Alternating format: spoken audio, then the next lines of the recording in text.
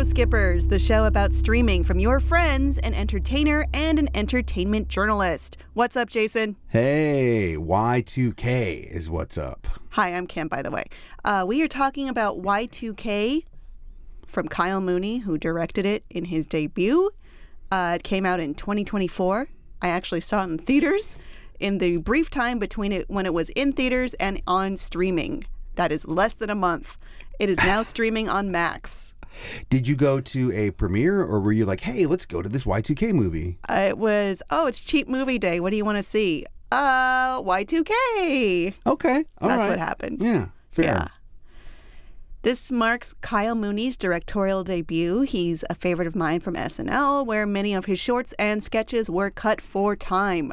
One of my favorite sketches is called Cut for Time, of course, parentheses, Cool, starring Ryan Gosling, Mooney, and Beck Bennett, lampooning poorly acted, poorly written 90s sitcoms. This one is clearly based on Family Matters.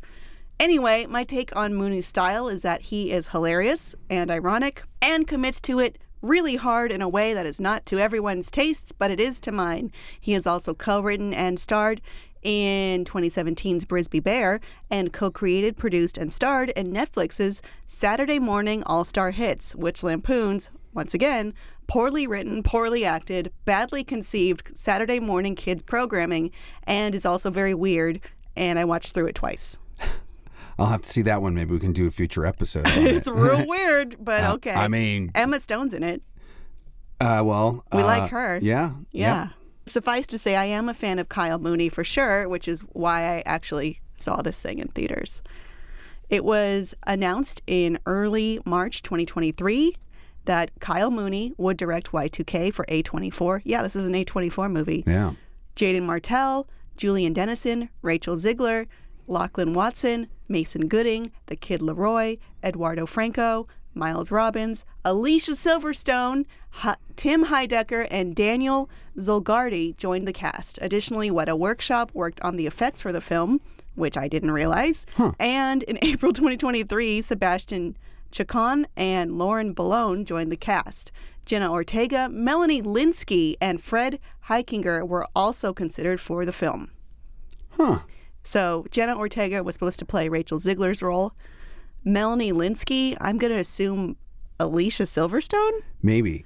And Fred Heikinger, I'm not sure where he's a little too old to be one of the teens, but he could be one of the people in the collective. True. Because they were all a bit older. My thought on seeing Alicia Silverstone was, she was kind of the ultimate 2000s. No, 90s. Oh, was she? Really? Clueless was the 90s. Oh, man. Okay, well. 2000s is like Lindsay Lohan. Okay. In my opinion. Yeah. Oh, okay. I thought she was still had like a decent career in the 2000s. I mean, her biggest star moment has to have been Clueless, which was definitely the 90s, early 90s even. Technically, this is 1999, right? Yeah, so this is a Y2K movie, because it's called Y2K, and it is set over New Year's Eve of 1999 to 2000.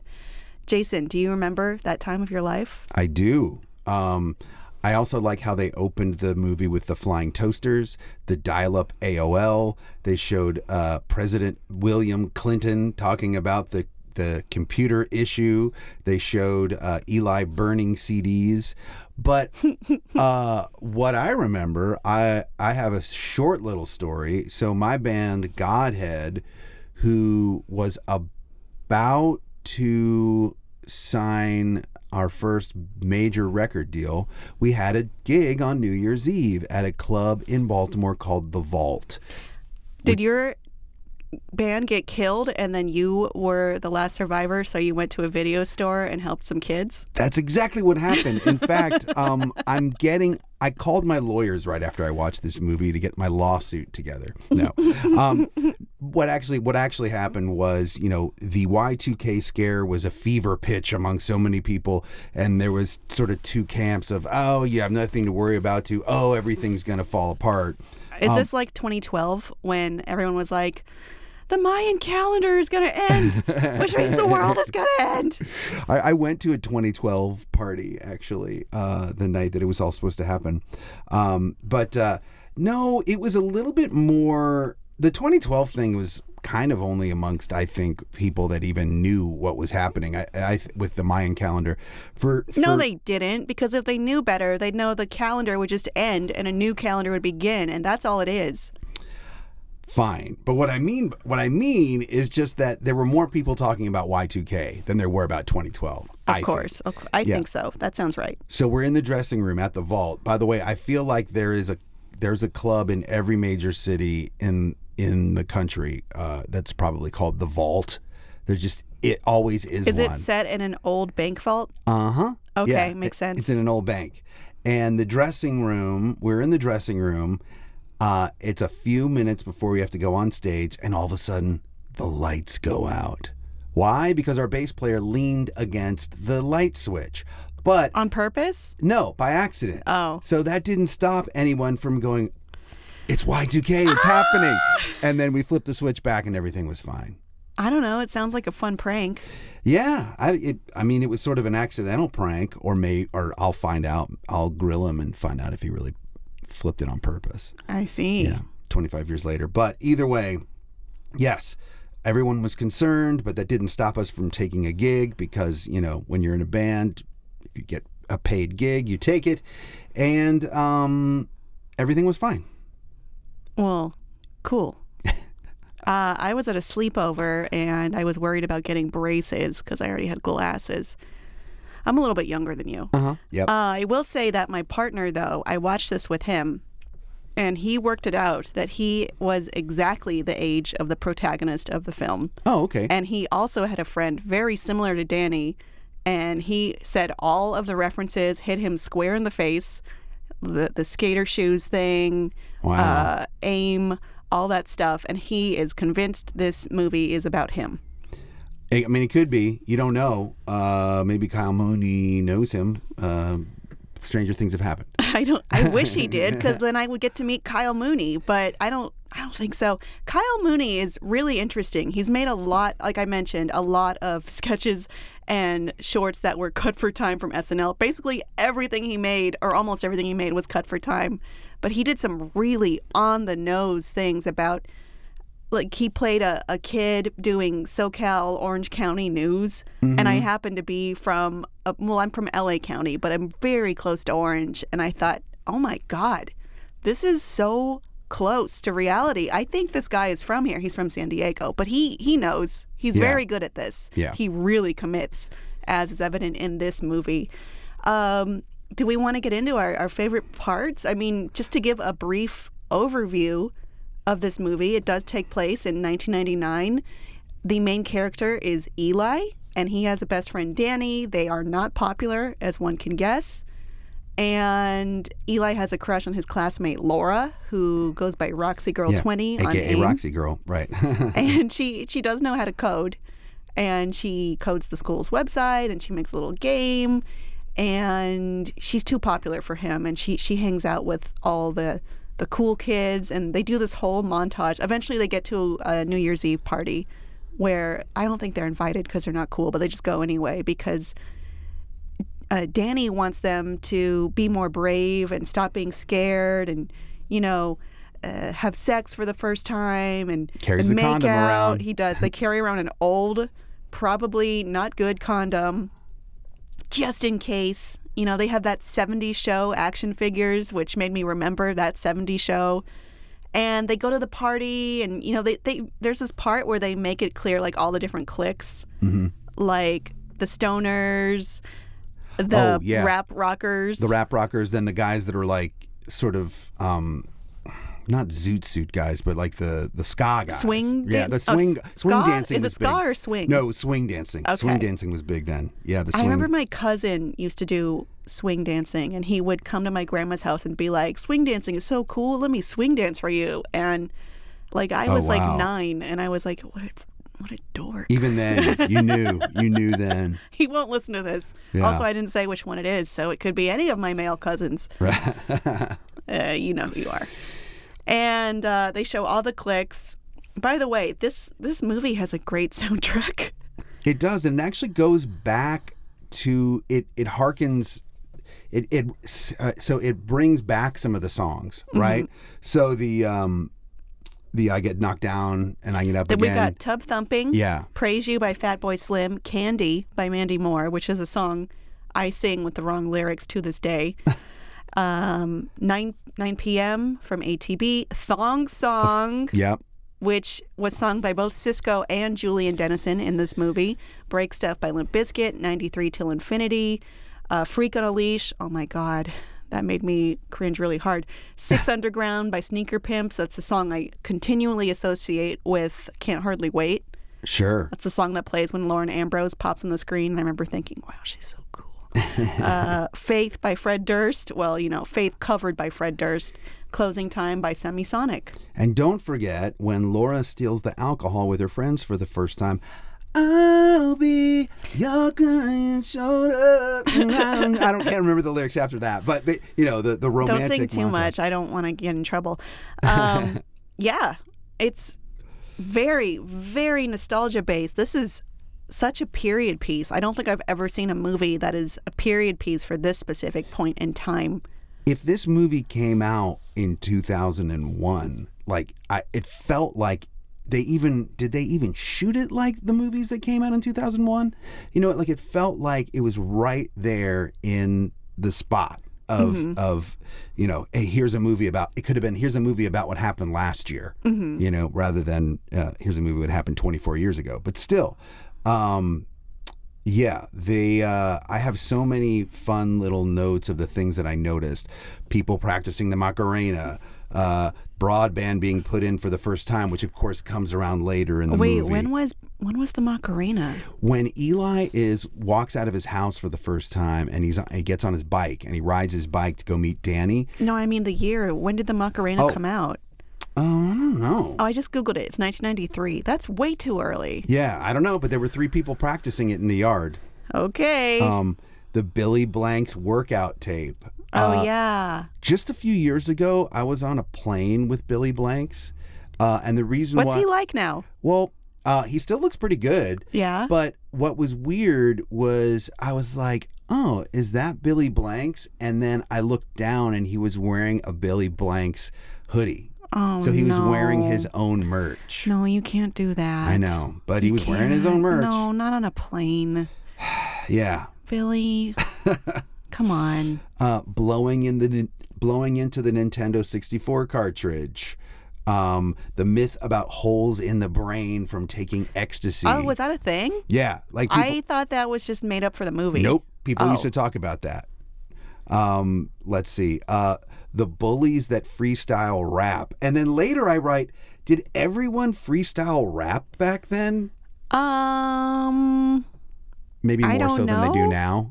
I think most people don't freestyle rap now, but maybe. I mean, one of the characters that was pretty funny was CJ, and he was the one who was like, oh, this is too corporate. Let me do this lyrical flow. And he does it a couple times in the movie, and the second time Fred Durst is like, whoa, that's incredible. You got that elemental flow. There you go. Yeah. Wow, you saw this recently. Maybe I did. Yeah. Maybe you did. Well, I mean, I'm jumping ahead, but so at midnight, all the technology goes haywire. It starts killing people at the party. All the kids start running. Pretty much what it is all of anything with a microchip is trying to bond together, kind of like a Voltron, and use the computing power and also assimilate all the people together so that they can draw off their brains and become the singularity and use human thoughts to power themselves up and take over the world. It doesn't make a ton of sense, but basically anything with a microchip is an enemy at this point in the movie, and the kids have to run, and some of the kids get killed, including Danny, R.I.P. I think Danny was my MVP of the movie. Yeah, and he gets killed like a third of the way into it. Early. Yeah. Of course, they harken back to him a couple times, and they do a couple montages back to him. Of his bravery. Yeah. And his Billy Blanks moves. And eventually they realize that the computers are gathering people from the town at the school in order to assimilate them and steal their thoughts to be computer power somehow. You don't think too hard. And then they have to stop the computer before it assimilates everyone. There was one point where someone told Ash to throw away her camera, and she was like, "What? That's like racism against machines." What? Yeah, I was like, That's dumb. Yeah. Oh, I should have introduced some of the other characters. So we have Eli, who is the main character I've already mentioned, his best friend Danny, who is a little bit braver and a little bit hornier and can sing the thong song really well and becomes a hit at the party. Rachel Zegler is Laura. She is the cool girl who can code and is also nice.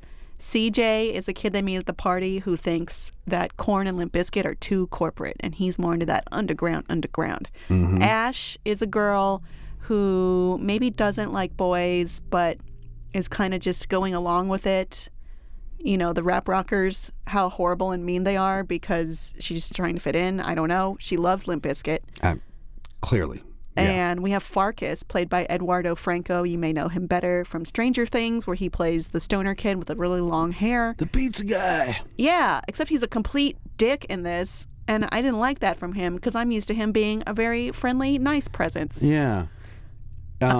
He was also, didn't he play the best friend in that fake documentary about people painting penises all over a town?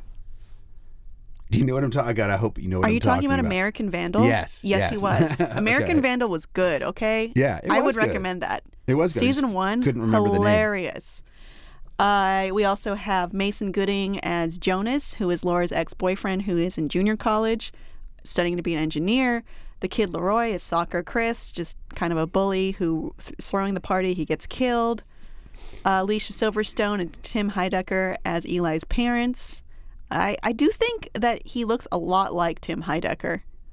Yeah, that was a good casting. Yeah. Also, they gave them the same haircut, which was... Oh, that helps. Which did help. That really helps. I really felt like the kid Leroy looked like he just stepped out of a time machine from 1999. He was the most 1999 looking person in the whole movie, in my opinion. There was just something about his face, something about his hair, his outfit, everything. I was like, oh, he is the era that we want. No question. Good job, everyone. And I've forgotten to mention the most important casting, Fred Durst as himself.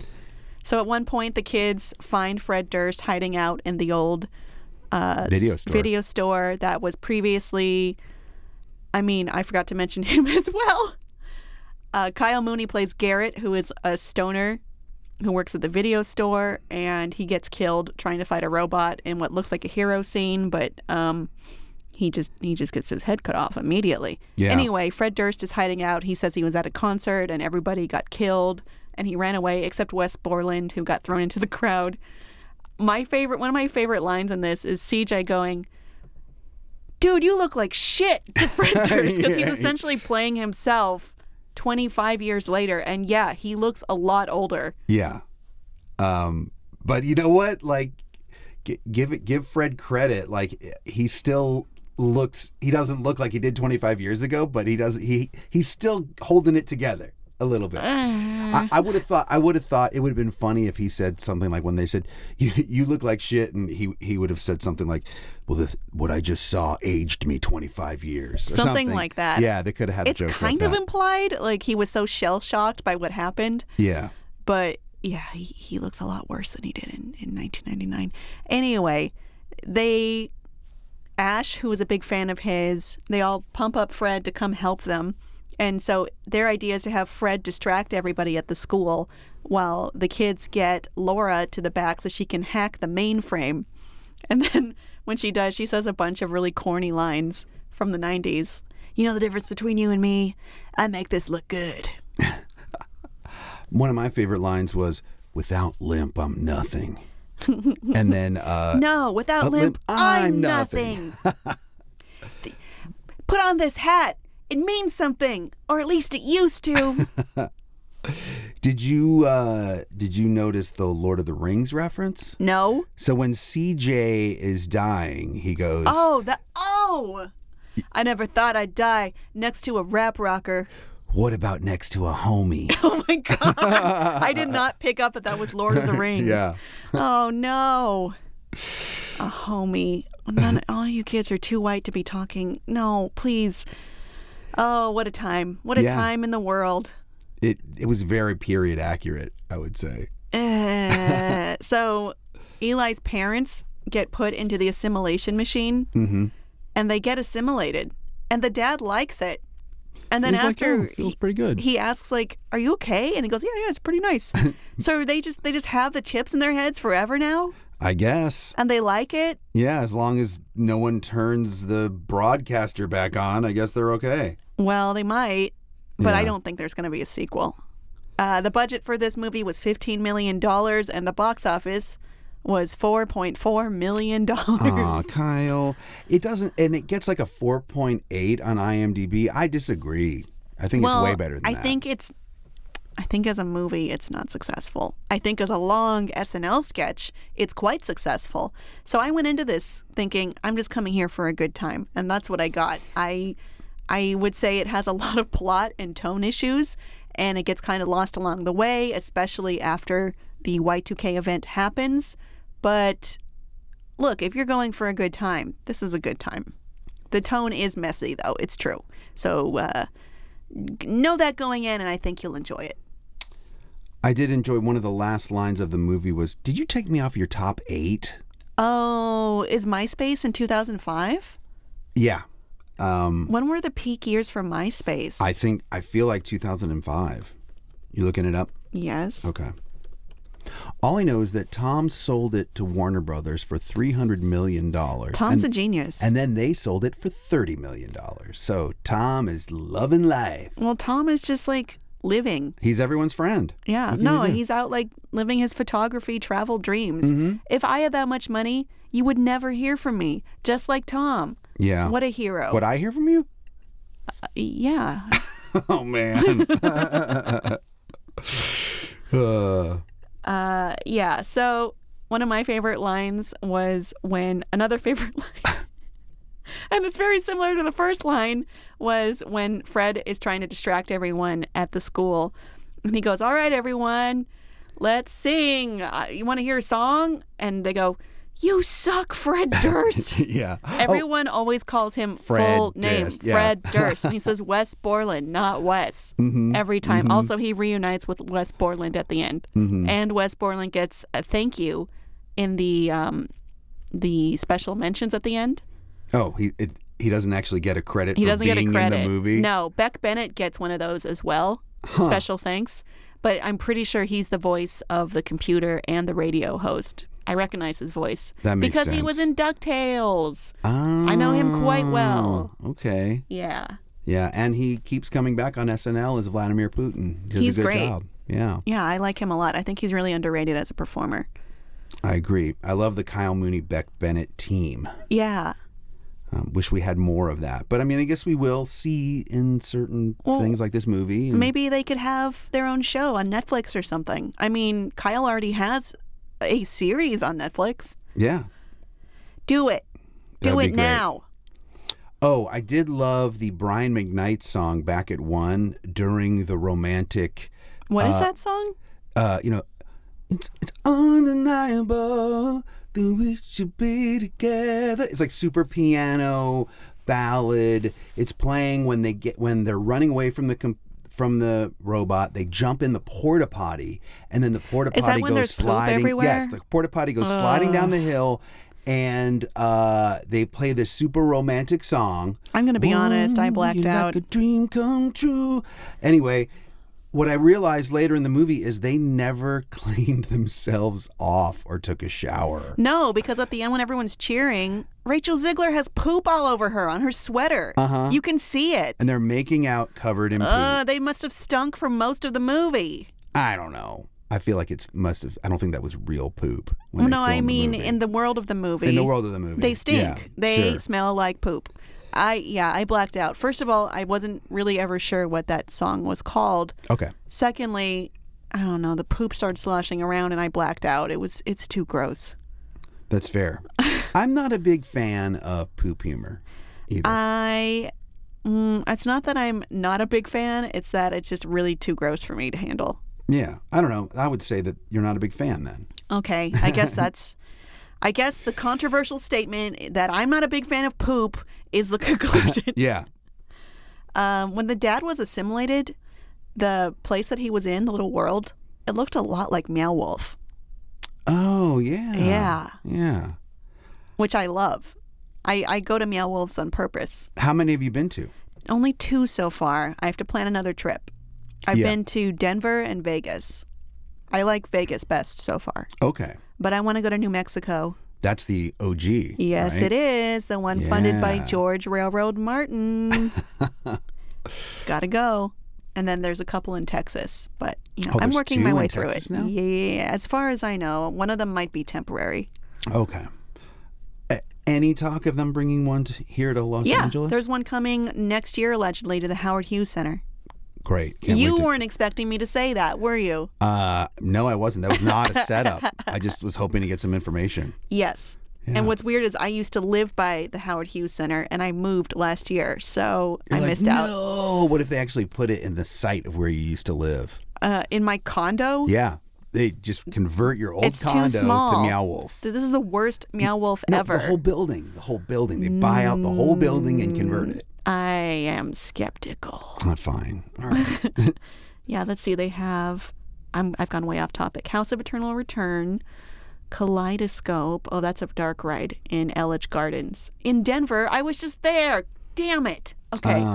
Omega Mart, Convergent Station, Vortex Music Festival. That is a music festival. The Real Unreal, Radio Tave, future one to come to the Cinemark Complex at Howard Hughes, LA.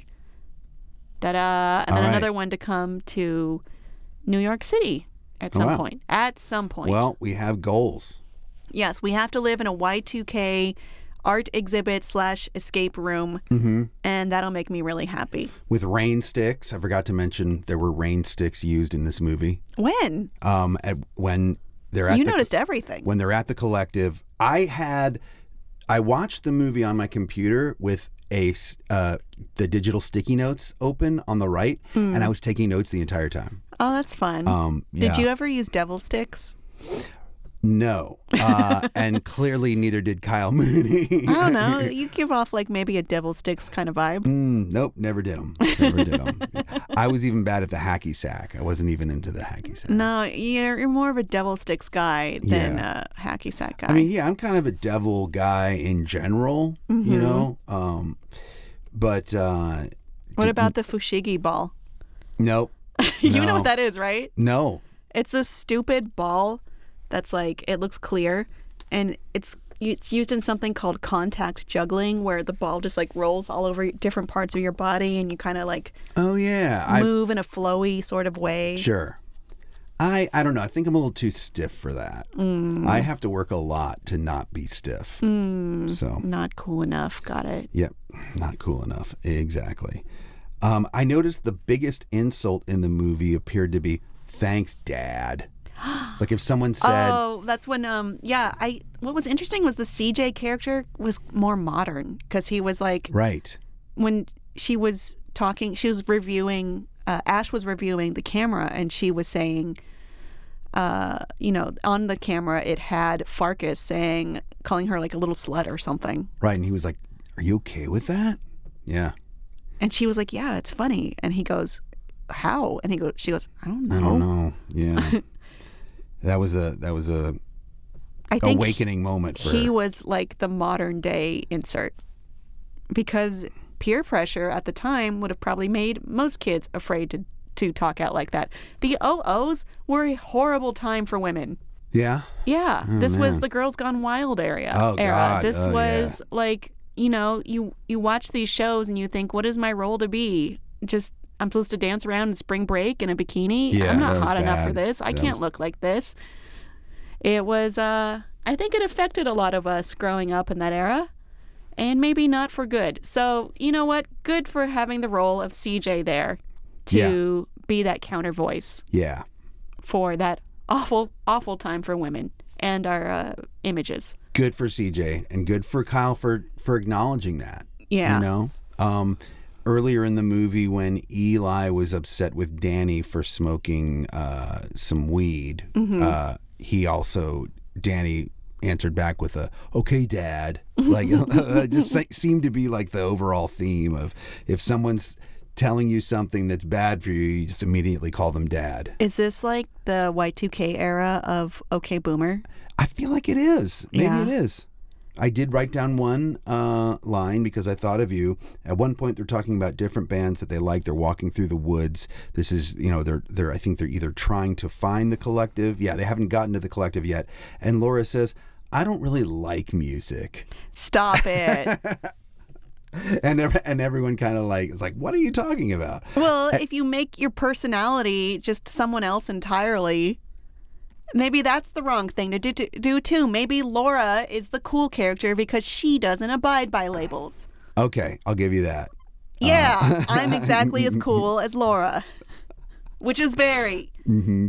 I did enjoy her in this movie. Like I thought that Rachel Zegler did a really good job of being like the 2000s it girl kind of. Yeah, I like her a lot. I know there's this whole campaign against her on the internet, but you can't convince me that she's a problem in the roles that she's in. Yeah. There were a lot of problems with Snow White, but Rachel Zegler wasn't one of them. Yeah, I like her. I like her too. Yeah.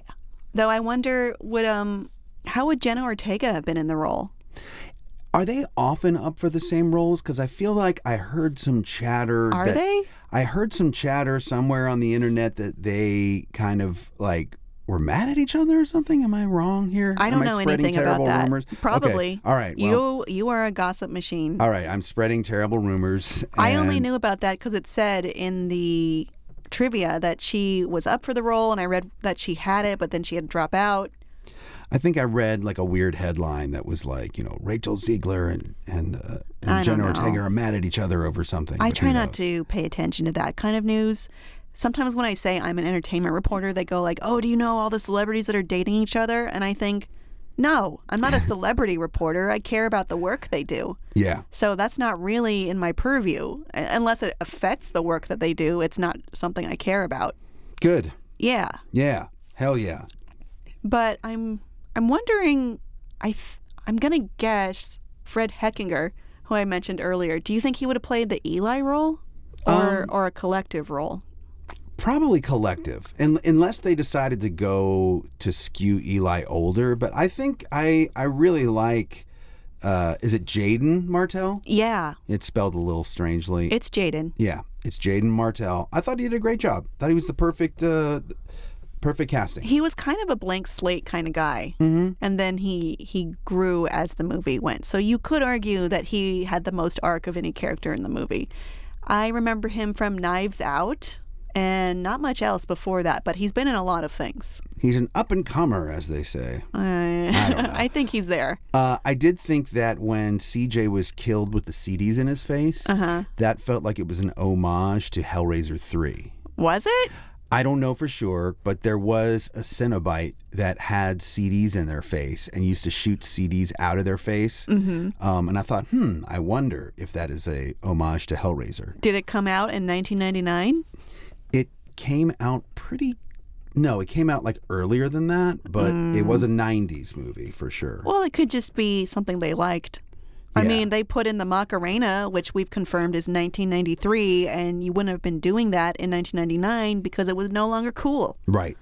Looks like Hellraiser 3 came out in 92, so it's within the realm of possibilities. Maybe it's just something that Kyle Mooney likes, and he was just like, yeah. I want to kill somebody with CDs. That actually sounds like something he might say. Would you recommend this movie? I would. I would definitely recommend it. For me, 1999 going into 2000, we are a little bit different in age. I was 28, I think, and like my music career was really taking off at that point, and I remember a lot of things from that time because a lot of benchmark things happened in my career. So remembering that time was fun for me. So I would totally recommend it to like my buddies and other people as well. Would you recommend it to actual young people that are around the age of the characters in the movie? I don't know. Would they maybe not enjoy it? Yeah, I don't know. Maybe they wouldn't get it. I mean, the kids in the movie enjoyed that 70s show, which was set in the 70s, which is about the same distance between the 70s and 90s versus 00s and now, right? Yeah. Okay. So it's possible. Yeah. Should we take a survey? All right. Send us how old you are and if you like this movie. That's weird. I don't know about that. Maybe not. But drop us a note. Let us know what you think of the movie and if you would recommend it to your friends or not. How about that? My partner certainly liked it, but he does think it's about him. So if you're a man now who was a boy, a teen boy around this time, and you think this is about you, also send us an email. Perfect. Yeah. I thought it was decent, but I think my expectations are highly skewed because I really like Kyle Mooney, and I sort of knew this wouldn't be a plot, story-heavy movie. I wasn't expecting a character study or anything, which is something I really enjoy in prestige entertainment. But looking at this, it isn't prestige entertainment. I would go into this with the same point of view as going into a horror movie on Shudder, as opposed to watching, a Jordan Peele joint or Sinners, a prestige movie. Can I admit something to you? Yes. I purposely didn't really look at much. I just saw the trailer, thought it would be fun to watch. I didn't know that Kyle Mooney had written it or directed it until I saw him in the credits. Oh. Like I knew it was him at the video store. Yeah, the guy. Yeah, but I didn't realize that it was his brainchild until the end. Oh, it's very much in his style. So if you like this movie, I would recommend probably Brisby Bear or Saturday Morning All-Star Hits. No, I loved Brisby Bear. So I guess I just wasn't looking for who it was. I thought maybe it was sort of a collective thing. No pun intended to the collective of the in the movie. But I thought I just didn't think about who was behind it. And then it was an aha moment. Like, of course he wrote this movie. Yeah. It all makes sense. Yeah. All right, everyone. Is that it for today? Yeah, I think so. Okay, and I think that does it for us here today on our coverage of Y2K, which is again streaming for free if you have a subscription to Max. So please, if you can, subscribe to the podcast, download a couple, and share it with your friends because we do need the reach. And 5-star reviews are incredibly helpful for helping us grow. Yeah. So we'll see you next week. Bye. Intro Skippers with Jason Charles Miller and Kim Horcher is produced and edited by Kim Horcher and Jason Charles Miller. The name order doesn't really matter. Additional writing by Kim Horcher. Theme song and incidental music by Jason Charles Miller. Take it away, me. You can rate and review this show on Apple Podcasts. 5 stars only, please. And you might find your review read on a future episode. Got a question? Email us at introskipperspod@gmail.com. That too could be featured on a future episode. And if you haven't already, please subscribe to Intro Skippers on your favorite podcast platform. All right, for getting this far, you get a reward. I stopped talking.